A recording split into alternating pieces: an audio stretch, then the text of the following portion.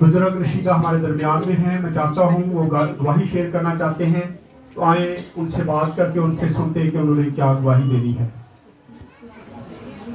जी मैं अपने बच्चे वास्ते इत्थे दुआ की पिछले ऐतवार, ते मैं आख्या जी मेरा यसू बाप बच्चा जेड़ा ना अगले ऐतवार मेरे कोल होवे।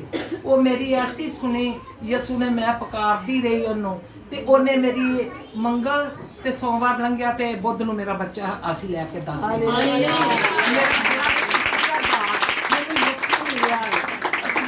फिरदे सां, सानू यसू मिलिया है। असी रोंदे फिरदे सां, यसू सानू गल नाल लाया है ते वो साडियां दुखां ते मुसीबतां नूं जानदा है ते वो सानू रिहाई भी देंदा है। वो सानू ना उन्हें सारे रोने पिटने सारे साफ कीते ने।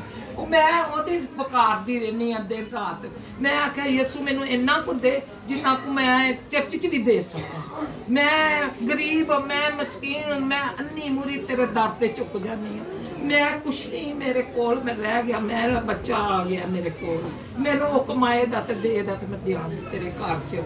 मेरे कोल कोई पैसा नहीं, कोई तेला नहीं। मैं तो थुप गई हाँ, पहले हॉस्पिटल च सां, फिर अजे आई हाँ उस दिन, तो उस दिन मेरा पुत्र पढ़ा दिता लोगों ने। असी वो पिछे 2 महीने मैं हॉस्पिटल रही, 2 महीने मेरे पुत्र नूं हो गए।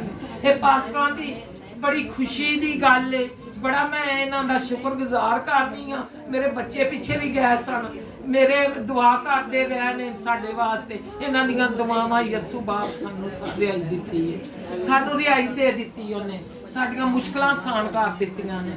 शुक्रिया पास्टरां दा। उनका शुक्र है कि खुदा जब आप खुदा से मांगते हैं तो खुदा मुहैया करता है।